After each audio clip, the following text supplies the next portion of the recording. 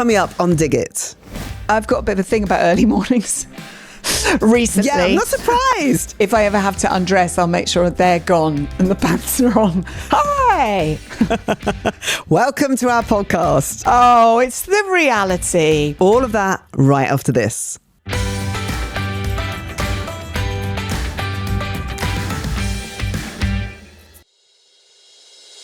To kick this episode off, we're going to talk about gifting, Jo, because you've just celebrated a birthday and your fella Disco Steve, and you've had an anniversary. So I'm imagining there's been quite a bit of gifting going on.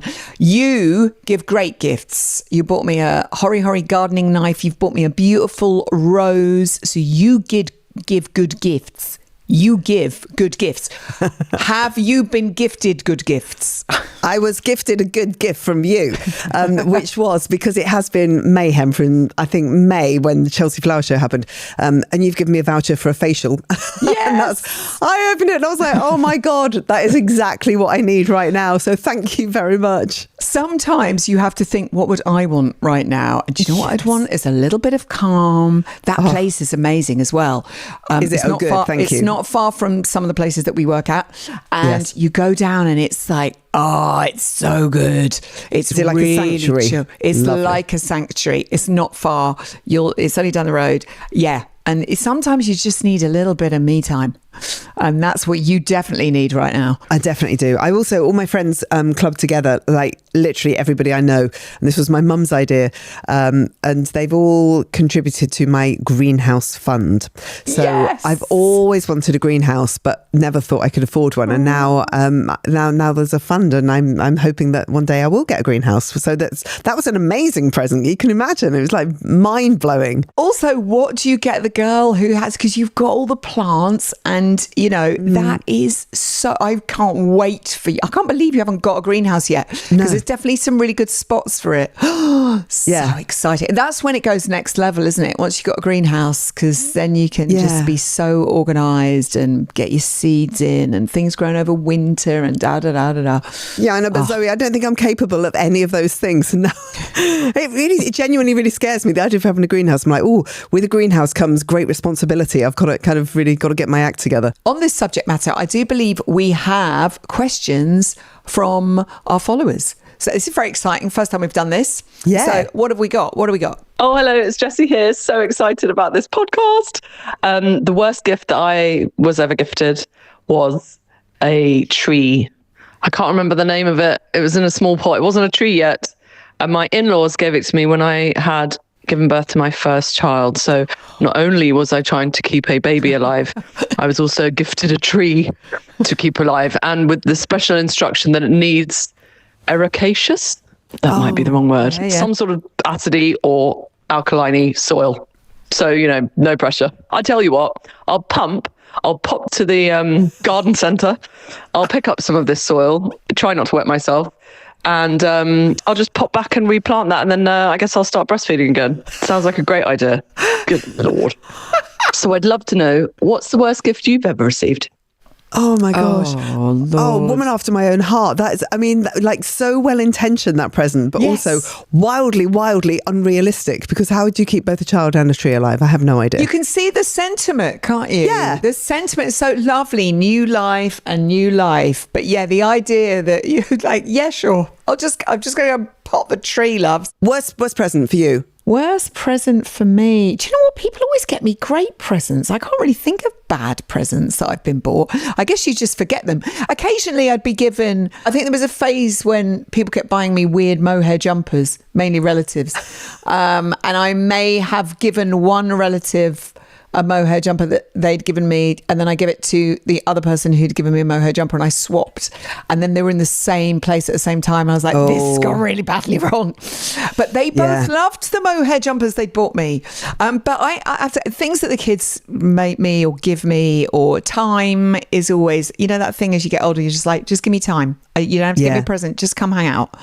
That's all I want to do. Woody makes me mixes. I love that. He makes me mixes, new tunes. Nell always paints me pottery. She makes me vases and things like that. And I love them. She's really good at art. So things like that I love. And my brother always buys me brilliant presents. I'm trying to think of terrible presents. No. Do you know what, Zoe, I can't come up with an answer either, because I think people are so thoughtful. I can't remember any terrible presents that I've ever been bought. So we're very lucky, I guess. We are very blessed. Yeah, I think you're right about time, because now we've got to this age, experiences is what Steve and I have been asking for from the kids. It's like, oh, no, just take me somewhere really nice and I can have a bit of you and we can enjoy something together. So, we've gone from the materialistic stuff to just having some quality time with people that we really like, because we're just so crazy busy all the time, and they're busy and we're busy. I love people giving you like people passing on plants, so they're growing a load in their garden and they're like, oh, I had quite a lot of this, would you like some? That is a lovely thing. I also love that we have a mutual friend called Merrily. She gave me some of her homegrown blackcurrant jam the other day, and I was like, now that is a gift. And she gave me smooth and with bits, so I had the choice. It's my favourite jam. So it's something about homemade things are so lovely. I don't think, and also, no gift is bad. I love all gifts. Do you like getting gifts? I do, actually. I do love a little present. It's a little treat. Also, because you've got kids, it's often about them and family and stuff like that. And I've got that love-hate of birthdays, in that I always loved them and wanted to have parties and da-da-da-da. And now I'm a bit like, oh... But then there's that thing of, oh, don't make a fuss. But actually, it's a really lovely time to see friends, have a meal, see the kids. So I think I don't like a fuss, but when I do get a fuss, I quite like it. I know exactly what you mean. My kids, Cass always draws there's a level of expectation every time you have a birthday. It's like, what has Cass drawn for me this time? And he makes his birthday cards. He's not particularly an artist, but the likeness that he does these kind of caricatures.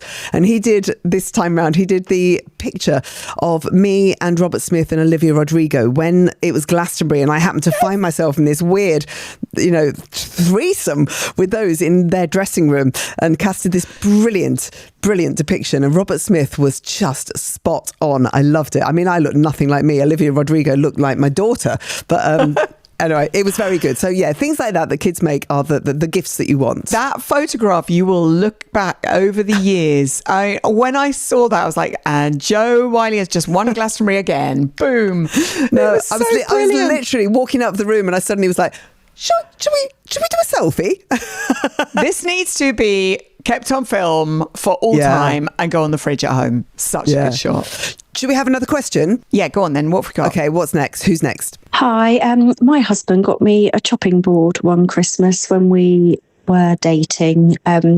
We were due to move in together, so he probably thought, practical present. But I was 19 and wanted some new GHDs. But I still have the chopping board, use it daily, and we have now been married for nearly 21 years. So not all bad. What started off as a pretty awful present that made me cry has actually been quite useful. What's been the most memorable gift that a man has given to either of you?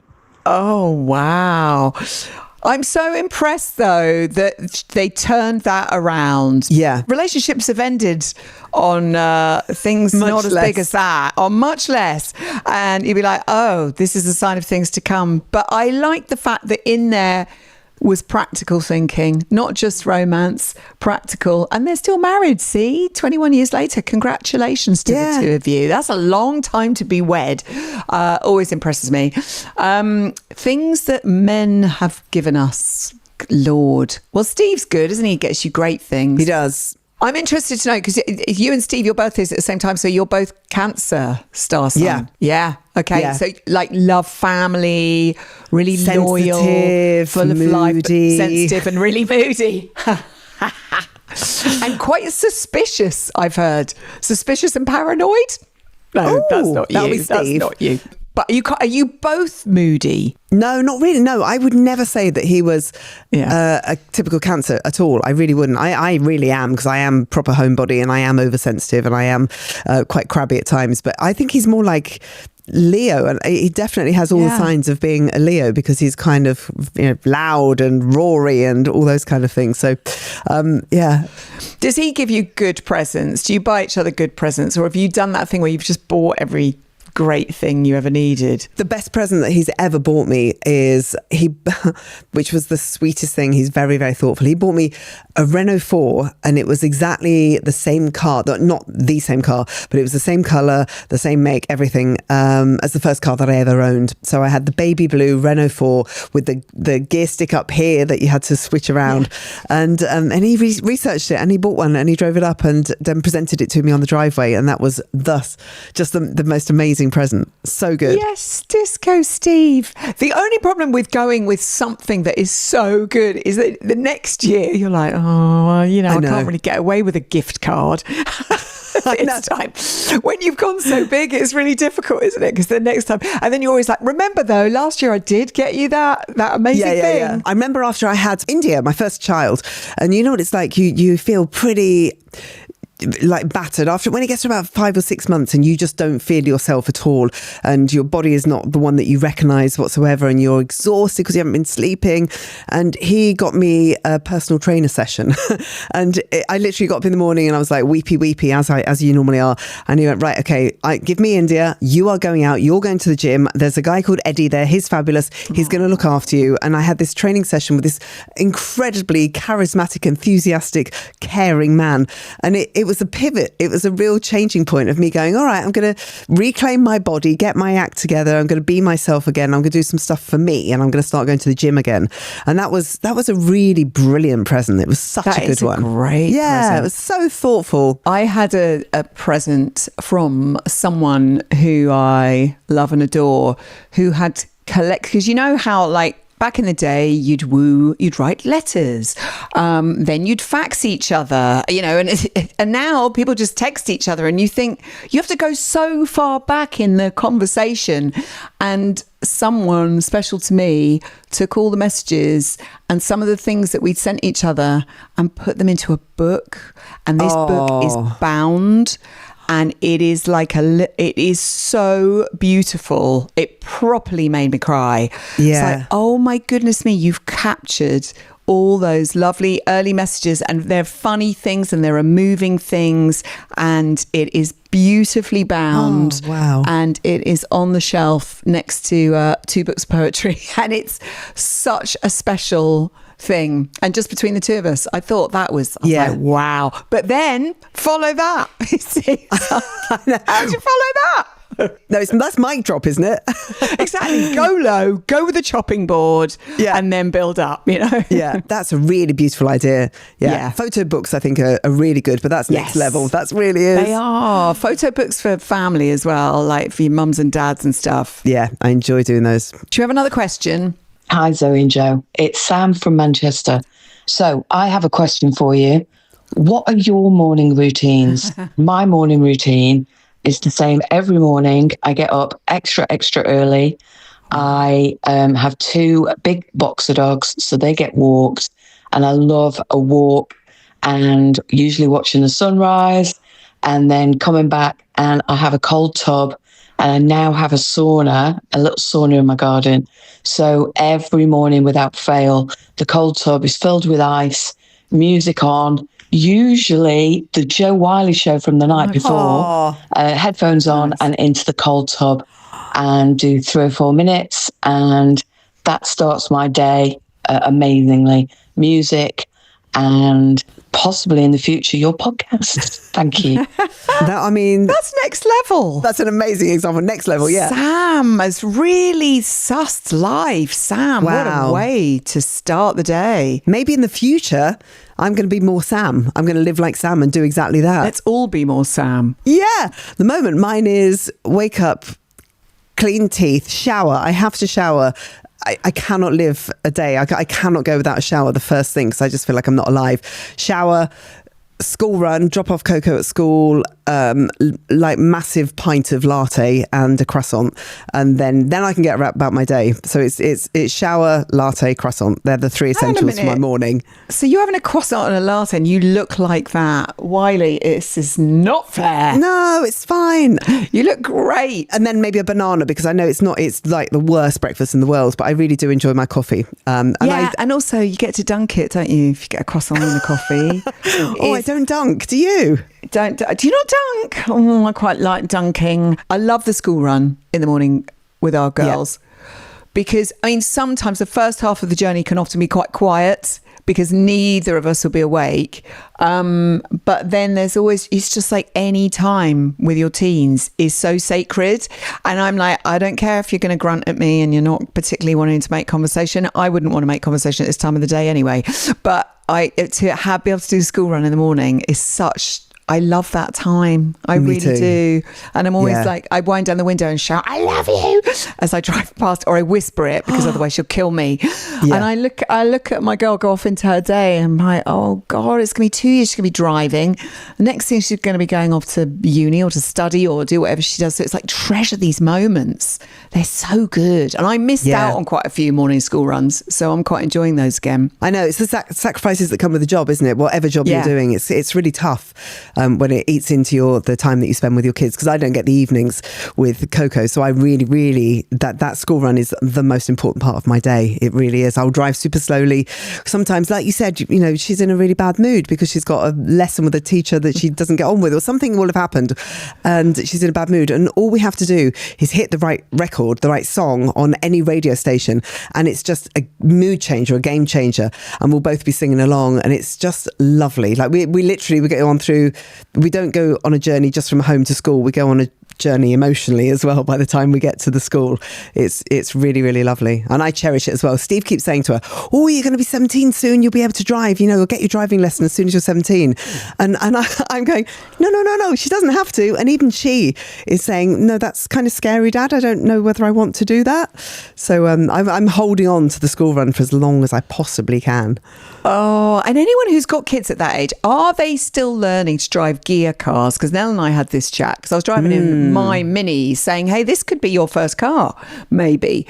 But it's, what's it called? Not manual. Automatic. Automatic. Yeah. And I was saying, are you going to learn gear cars? This is a question we've just had. Will she do kids learn gears these days, or do they go straight to automatics? No, Cass can only drive an automatic, but I mean, he passed first time and got, you know, nearly 100% because that's what he's like as a person. And then the other day I said, well, can you just go and pick up someone in my car? And he went, oh, I can't drive a gear car. And I went, oh, that's weird. It's just the notion that he wouldn't be able to drive every car. So maybe they just drive automatics. Yeah, but why not? I was saying this to Nell, and then I pointed at some really beautiful old Sunday sports car going past. I went, the only thing is, you'd never be able to drive that given half an opportunity. But yeah, that treasured time in the mornings. And Sam, I have to say that I often do that. We'll save up favourite, you know, podcasts or radio shows, because you can listen to things when it suits you. So, you know, I do that. It's like, if I know I've got journeys and stuff, I'll save certain shows to listen to. I've often, like, if I've been really hectic and I've not heard your radio show, I'll save them up. And sometimes I've got a long journey and I've got 4 shows. It's like, yes, and I forget, and I'm like, oh, I haven't listened to that this week. Hooray, I've got that as a treat, which I know people are doing more and more, which is great. But the whole idea of getting up and walking the dogs and seeing the sunrise. Sam, you've inspired me, because I live down by the sea, and the sunrise over the sea in Brighton is stunning, and I'm never up there. I've got a bit of a thing about early mornings recently. Yeah, I'm not surprised. And I've not been setting alarm. So if I don't have to take Nell to school, I don't set an alarm. I get up sometimes after most breakfast shows have finished, and I just take my coffee outside and sit in the garden and watch the birds and the bees and the butterflies, and put my feet on the ground, and I'm like, which is a great way to start the day. But I do probably need to reintroduce some hardcore exercise, because I've been getting a bit slack, Jo. There's time for that later. So do you have a whole different level of appreciation for sleep? I love sleep. Yeah. My kids and I, we are natural bears. We could sleep for a very long time. I mean, I really would happily go to sleep in the autumn, maybe about late November. No, because I'd miss Christmas. Okay, January I'd go to sleep and then wake up in March when all the buds are up, and, you know, I could quite happily, you know, just take a few snacks. So the sleep that I missed, I have definitely caught up on, and I've loved it. I've loved it. Do you sleep well? But I'm always up really, really early. I mean, I can survive on not much sleep. The family always joke that I am always awake. Like if anything happens, if a dog barks or if there's some kind of, I'm just there. I'm awake straight away. Nobody else wakes up to any of it. But I think this goes back to my sister, because my sister never used to sleep at night, so we were constantly sleep deprived. And I can exist with very little sleep at all. It's probably why I look so haggard. But yeah, I don't need it. And I used to go early morning swimming as well when I swam, and I used to go training, so I was used to getting up super early. So I don't need much sleep. You swim regularly now? Yeah, I do. I've been so busy the past couple of months. I haven't swum very much, and I'm inspired by Sam. I'm suddenly thinking, actually, I should do the school drop-off, forget the coffee, forget the croissants, and go and do a swim, because that's what I used to do. So maybe I'll get back into that, because swimming is absolutely the thing that makes me feel normal. I love it. I love the submersion, getting in the water, coming out of it, just feeling like a whole new person. It just makes me feel alive and better, able to cope with the day and to have a good day. So yeah, maybe I'll get back in the pool. We're going to take a quick break for some ads, but if you're keen to listen to these episodes early and ad-free, you can subscribe to The Potting Shed. Become a member of The Potting Shed and receive bonus bits, longer episodes, and early access to tickets for live events. If you're wondering how to subscribe, there's a link in the show notes. Right, time for a break.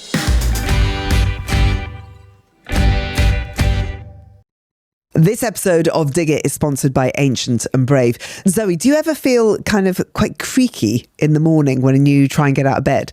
Oh my goodness me, not just in the morning, getting out of the car, all sorts, knees, hips, back, anything feels like a workout these days. What I've been doing recently is adding Ancient and Brave's Wild Collagen into my morning routine. It's a really simple way to support joint and skin health. It's a way of getting it into your body. Yeah, I love it too. Collagen is the most abundant protein in our bodies, didn't you know? But we start to lose it from our mid-20s. So adding a daily scoop of their neutral tasting marine collagen, sustainably sourced and easy to stir into anything, is such an easy win. Yeah, a really good thing I like as well is that they're proud members of 1% for the Planet, which means that 1% of all their sales, which they've now actually increased to 2%, goes directly to environmental causes that protect our planet. Go to ancientandbrave.earth/planet and use the code DIGIT for 20% off your first one-off purchase. So that's DIGIT, DIGIT, at ancientandbrave.earth/planet.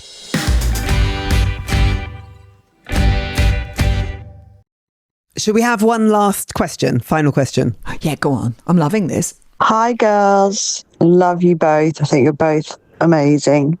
Just wanted to know what your go-to fashion brands were, because I love your style. Ooh. And also, what are your favourite holiday destinations and why? Thank you.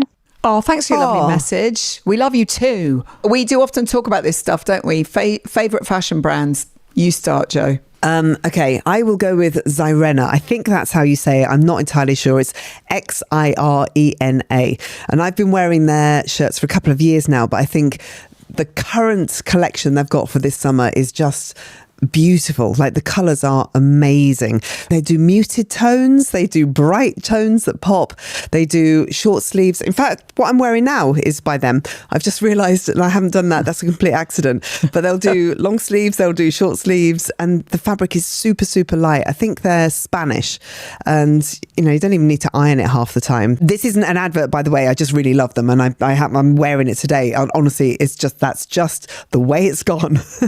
So that's the thing that I am buying most of at the moment. Also, I think American Vintage has had a really good collection over the past couple of seasons. Really nice colours, bright colours, and soft. All I care about is the feel of something. If Comfort. It's baggy and makes me feel warm and cozy, I'm in it. You're in it. Yeah, because I've worn lots of their stuff as well. And you're right, they come in all different colours, and they make shirts, dresses, long shirts. They're really good. Trousers. And there's a shop in London that I go in, and they're like, "You've just missed Jo," called KJ's Laundry in KJ's Marylebone. Laundry, yeah. And they stock them. And they also sell them in two of my favourite shops in Brighton, Tribeca, which is in the Lanes, and also Nielsen's, which is in Cookfield. So if you want to buy some Xirena, is it Xirena? I don't know how to say it. I just don't know. Xirena. I've had the awful thing of buying swimwear, which is, I hate it. I hate buying swimwear. It makes me so fed up every time. I have a really long body. I have to, and I'm quite wide. So I have to get long swimsuits, and I'm kind of a bit like, oh, can I do bikinis? I don't know. So I have been loving M&S and Next. Their swimwear collections this year and last year have been really, really good. Because they make them long in the body. This is why I've always had problems with dungarees, Jo. I love dungarees. You wear them so well. They're too short for me. They come right underneath my boobs, and then I look wide from the side. But yeah, so I need long swimwear. And buying swimwear can be so demoralising for everybody, I think. I don't think it's just women. I think men, you talk to male friends of mine who find it really tough as well. But yeah, I've found some really great bits in M&S and in Next this year. So thank you to the High Street for keeping us going. That's really good to know. Really good to know. I've also got a long body. I was sent some designer costumes last year, and I tried them on, and I just couldn't get in them. and I sort of returned them, and I said, I'm really sorry, I just couldn't get in them. And she went, oh, you must have a very long body. And I've never been told that in such a damning way before. And I was looking at my body going, oh, I've never thought that before. And is that a bad thing? I'm not sure. But I obviously I have, because I've always worn Speedo from my swimming days. And I always have to upsize by so much. Like I think I get a 16, size 16, because it will fit me. So, but it is really demoralizing. Yeah. No, you try things on, and you feel so exposed and so not normal. Yeah, you feel like your body shape is not that great. Privately, we've talked about bras in the past, and because that literally reduces me to tears every time I go shopping for bras, because I cannot find a bra that makes me look good. But Skims, for all the like massive advertising and everything, and I was deeply cynical in the beginning, they actually do some really good stuff that is not sexy. It's just really soft, buttery, stretchy cotton, and it holds you in place but doesn't make you spill anyway. You can have whatever you like. I think if you want sexy stuff, you can do that, but God, they've got some really good. There's a crossover triangle bra which I've just discovered, and I love it. I think it's really good. Okay, so Skims, and for me, I just discovered, is it Boo? But it's BOUX. And they had a shop in Brighton, and they've just shut, but you can get it online. And they do really practical but also sexy bras in all the sizes. And all you have to figure out is when you go in their shops, you go down and you find the drawers, and you just help yourself. And you're like, oh, right, okay, there's the double Ds, and there's it, because I'm a 38 back, and then the cup size, sometimes it can be a bit of a nightmare. But yeah, finding practical, comfy, and occasionally sexy underwear. We need so much in one item of clothing, don't we? We do. Can I mention one more brand, which I have also just discovered, and that's Dora Larson.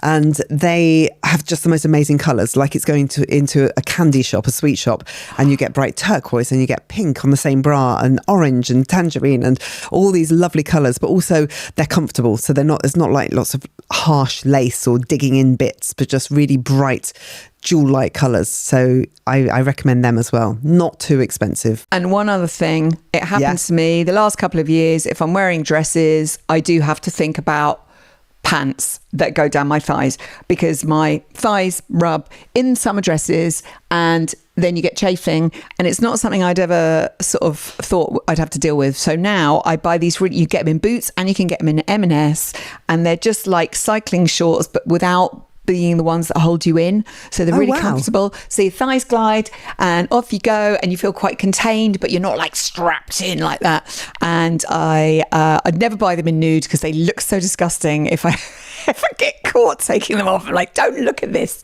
You'll never touch me again. So I just get them in black. Do you wear pants underneath, or these are actual pants? No, I just wear them as pants. Okay, and fine. Then if I ever have to undress, I'll make sure they're gone and the pants are on. Hi! Welcome to our podcast. Oh, it's the reality. As we said, we're discussing anything and everything. The reality is everything we need to know. Good scaffolding is so important. Yeah. It is.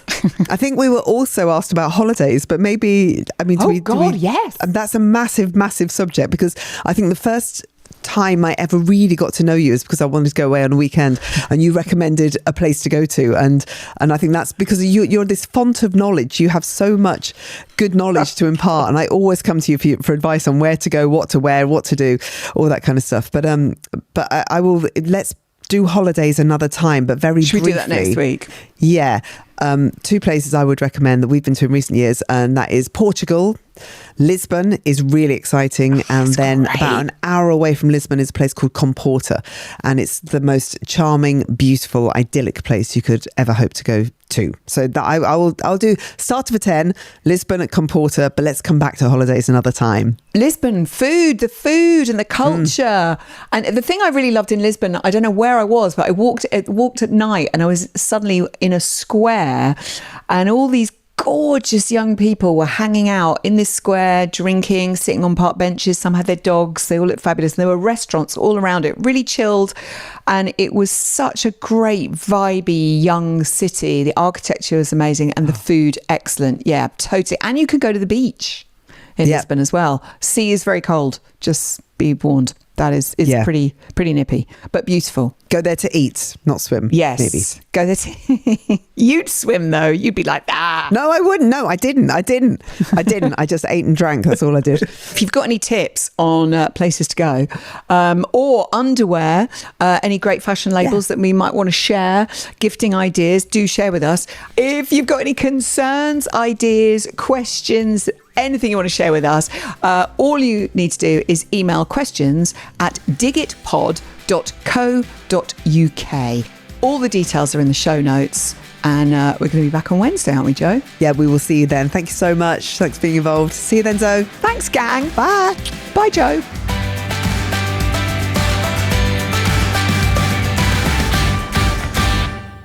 Dig It is a Persephonica production.